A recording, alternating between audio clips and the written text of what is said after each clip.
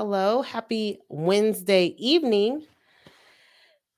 Today we are going to go into step number 6 of steps to stopping the financial bleeding. Listen, this has been very eventful, and there's a rhyme and reason why I went through the order that I went through. And I'll discuss more of that tomorrow. But no, I'll just go over it. Quick recap. So, step number one, you want to find the sources and symptoms of your financial bleeding. Step number two, what you want to do is create a budget or financial plan. I like to call it a financial plan. Step number three, you want to cut your expenses, right? Step number four, you want to automate your savings. Step number five, which was yesterday, we talked about how to increase your income, right? How to get the sources flowing so you can go from drip, drip to a stream, and how to not live from feast to famine, famine to feast, right? And then, so we're in step number six. Step number six is really important uh, because here's what I'll say. I know that this is the step that a lot of people just go to automatically, but there's a rhyme and reason because after we've created more income, now what we can do is find ways to actually tackle the D word. And the D word is debt, right? The D word is debt. We want to tackle the debt that we have. This is step number six. I know it sounds crazy, right? But the reason why is because we have to assess where we are, cut the expenses down, and then find out ways to automate our savings because we got to get in the habit of paying ourselves and then making the income. And then now we can find ways to how to slice down debt. Um, debt. I am one of the people that believe that there is a such thing as good debt and bad debt. Yes, I am one of those people, right? Um, I know the effects of consumer debt. What I will call bad debt is, we understand debt is, it's almost like baggage, right? That's every time when I think of debt, I think about like just this big old heavy bag that you're carrying on your back going up a mountain for some reason. Uh that was in one of my earlier trainings that I did years and years ago, my mini financial boot camp of debt, because debt is basically a baggage that has an effect on us emotionally. It has an effect on us just in many different ways. It's almost like a weight that we need to get out. But I will say there is bad debt and there is good debt. So let's talk about what the bad debt is. That bad debt, and I will actually have something. You guys can't see it, but bad debt. There's a main difference. So I'm going to talk about bad debt, good debt. I'm going to go over one financial formula that will help you personally, especially if you are in the market of buying a home. I'll tell you one thing that involves that you want to actually, you guys will probably be able to run the calculation right now and figure out where you are in relation to this particular ratio. So let's talk about bad debt, good debt. So bad debt, what I would say is that we're talking about things that you acquire the debt, you get the liability in order to consume, in order to make a living or have consumption, to buy consumption things, things that depreciate. So let's just say a lot of the things are credit card debt, right? A lot of the things are just buying stuff. And so in one of my earlier teachings, I talked about what the middle class is. And so you may be stuck in the middle class.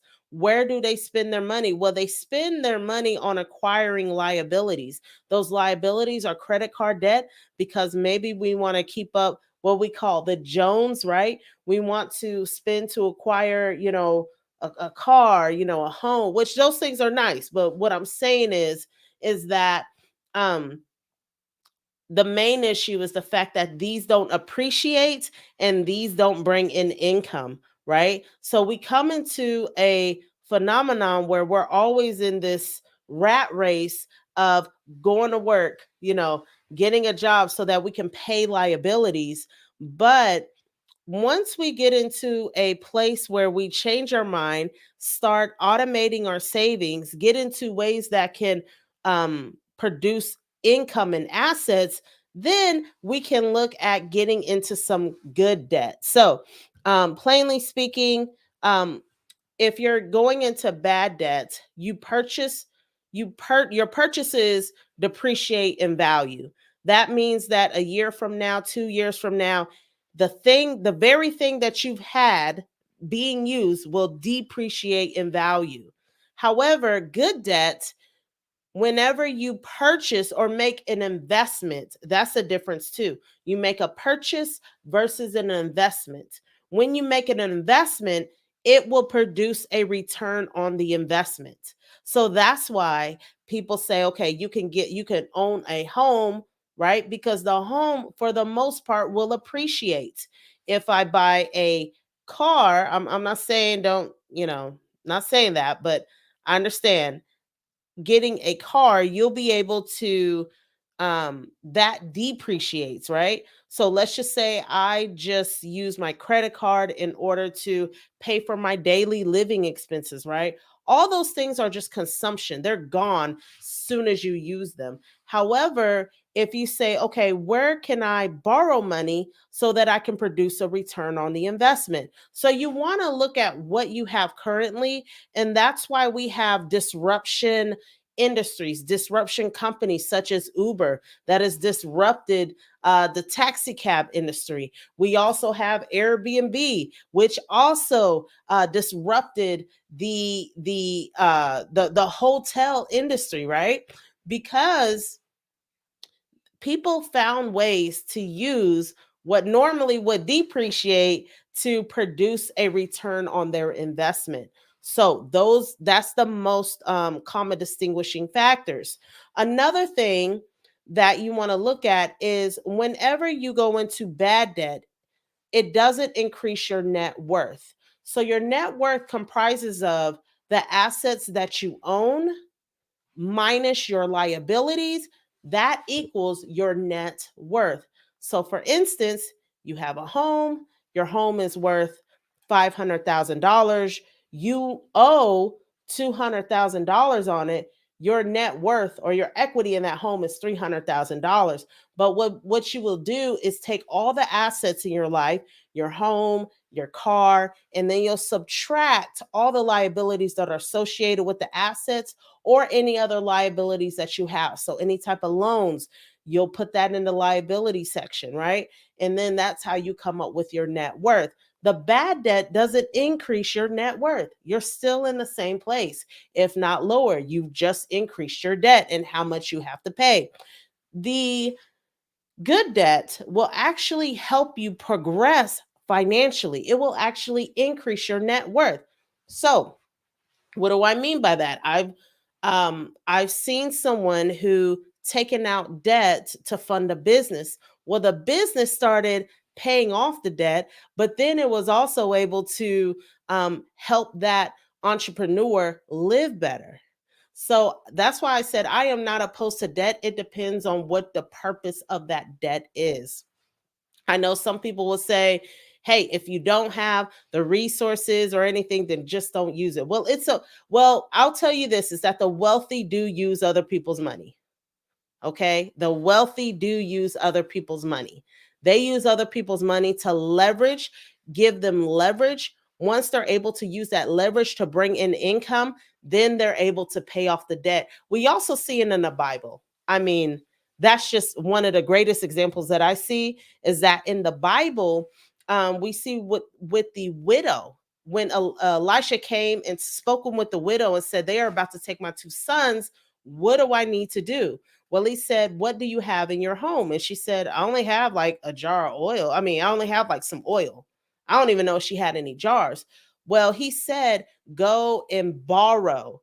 Go and borrow the jars from your neighbors, from those in the town. Once you go and you borrow the jars, right? Because she was in debt. Here's the thing. She had an old problem, but what happened was that her husband died. He died in debt and they were about to take her sons into slavery. And so she had to borrow jars in order to get her business off the ground. And so she went, borrowed the jars, and she was able to sell the oil. So there's a difference. Let's just say if she went into debt trying to live day by day, but the thing is that there's a difference between how you borrow the money. So she could have easily just borrowed the money and said, okay, I'm just going to borrow some money so that I can learn how to live day to day. No, she said, I'm going to borrow the money, figure out how to make some income, and go sell the oil. Once I sell the oil, he said, pay off the debt and you and your sons live off the rest. So that shows that God doesn't want us to only be in a position to where we are only paying off debt for the rest of our lives. He wants us to be in a place to where we have some left over so that we can go and live off the rest after we pay off the debt. There should come to a place, and I said this yesterday, that whenever you start a business, you are nurturing. You're nurturing that business, right? You're nurturing it until it can actually take care of you. There shouldn't be a place to where you are just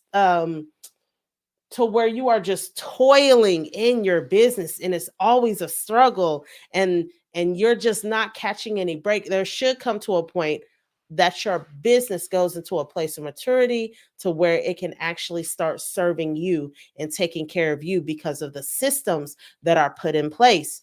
And so you want to pay off any high interest debts. So let me tell y'all this: bad debts to good debts, right? Payday loans, stay clear away from them, right? Payday loans. I know, I know, I know. I've seen hard money loans, I've seen all that. Um, I know I jumped that, but payday loans, you want to get away from those because the interest rates are crazy, right? So you don't want to get into a place to where you are having these payday loan type of situations and you're always on this hamster wheel trying to pay off debt, right? And then so it just goes from consumer debt, right? Credit card debt, high interest debt. We want to pay all of that off. And then we go into the place where we have assets that are tied to debt. So whenever you see something called secured loan, that means it's secured by an asset, right? So if you do get into debt, I would say that if it is for the purpose of getting into business and you're a go-getter, then yes, that loan will be helpful for you. But if you are in a place of I'm trying to live through my day-to-day expenses, the loan is not going to help you, right? The loan is not going to help you. Just imagine if that widow just said, you know what, I think I'm just going to borrow these jars so that me and my son can uh, just eat the rest of this food for the rest of the week. No, she said, I'm going to actually borrow so that I can actually make some income and pay off the debt. So you have to have intentionality with that debt. So I hope that that is helpful.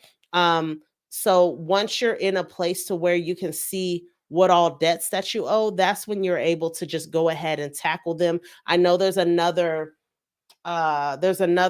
situation where you can do it, where you can tackle the smallest debt and then do the snowball effect. So you're paying all the minimum payments, you pay off the smallest debt, then you take that same amount and roll like you pay that amount that you paid off the smallest debt with, and you the next month you put it towards the next smallest debt, and you keep on going and going and going and going. A lot of people think that once I make way more income, that it's going to help me pay off my debt. Here's one thing that I've seen: that people think that making more money is going to help them solve their money management skills. It will not. I've seen it. Listen, I've seen it with millionaires, right? I've seen it with millionaires, to where it's like I'm making all this money, but I don't know where it's going. Because the thing is that if you're at a place to where you are spending as much as you make, it doesn't matter how much you make. If your mindset says, I spend as much as I make. You can make a millions. I've seen it. You can make millions and still spend the millions that you make because your mindset is still stuck on I only break even. Or if your mindset says I'm still in negative balances. So you have to get to a point to where you create the budget, you find out how to, what to do with your expenses, where to put your money. And then now you can look at how to strategize and look at paying off the debts, right? If you don't have enough resources, that's why I said go back to my other steps where you'll be able to see that. Um, One other thing that I want to share with you guys, because this is really big for people who want to buy a home. This ratio is really important for those that are in the mortgage space, the real estate space. You guys will know what this ratio is, and it's called debt to income ratio. It sounds really complicated, but basically, what you're going to do is you're going to take all your monthly debt ratios. So I don't know if you guys filled out credit card applications. They ask you how much your mortgage or rent is. They ask you how much your car payment is sometimes, not on a credit card thing, but they'll ask you how much your car payments are. They'll ask you how much your total credit card payments, which I can get from the credit report. They'll ask you any type of loan payments that you are making that is reported to the credit agency. So again, they'll ask how much you pay in rent, how much you pay in car notes, how much you pay in credit card bills, how much you have in other loan payments. They take that amount, only the monthly amount, right? Only the amount that you have to pay monthly, and they divide it by your gross income check. So if your monthly income is $10,000 and your monthly debt ratio, like your monthly debt obligations, your monthly is like 3,500, then you're good, because they want to see it in a 35%. That's best case scenario, right? Or 33%, like somewhere around 30%, versus the 50%, right? So meaning, so let me make sure that I distinguish what the monthly debt ratio is. It is your monthly um obligations. We're not talking about utility bills.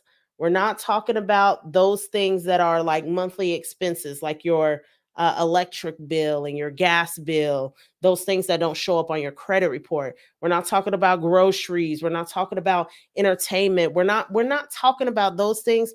We're simply talking about the debts that you have that are on your credit report, your mortgage, your rent, your car payments, your credit card, right? Your credit card payments, your loan payments, if you got a student loan payments, all those things go into calculating what your monthly debt is. Again, it's only the monthly payments. Once you do that, then you divide that by your gross income. So if your gross income is $10,000, then whatever your monthly debt income ratio, if it's 3,500, that's great. That means that you have 6,500 that maybe go towards utilities or daycare or whatever it needs to go to. You have 6,500 that goes towards that. They like to see that. But the more liabilities that you have, let's just say that I have $5,000 worth of monthly debts that I'm paying monthly, right? Then it's not going to be good. If I have 5,000 and then I have a $10,000 gross income, it's not a good thing. So the thing is that you want to minimize that so that you can have a better chance of getting a mortgage or loan and have a better interest rate. So let me know if you guys do have any questions. I wish I did. I mean, I guess I could write it down and show you a visual, but again, just to tell you the calculation, calculate all your monthly debt obligations, right? Your month, whatever it is per month, mortgage, all that. You're going to divide that by how much you bring in per month. And that will give you a percentage. Point three is really good. Point three, point two, point one, right? Is really good. However, if you're getting past point five and point six, the creditors really don't appreciate that. So they're going to say that the amount of your income that's paying towards debt is too great, it's too much. You need to lower the amount of money that you're paying towards your monthly debt obligations. So, anyways, I hope that helped. And I wanted to leave it there, give you that personal ratio so that you guys will be able to know and understand that when people or lenders are talking this language, you will understand what they're saying. So they're not just saying, yes, your debt to income ratio, and you get scared and you're like, what's a debt to income ratio, right? You guys will get it. Also, student loan payments, remember to include those. Whatever your monthly student loan payments, you'll be able to um, include that in the debt, like the debt to income ratio. So I know I went a little bit longer, but this one it needed more explanations. So I hope you all have a great night and God bless.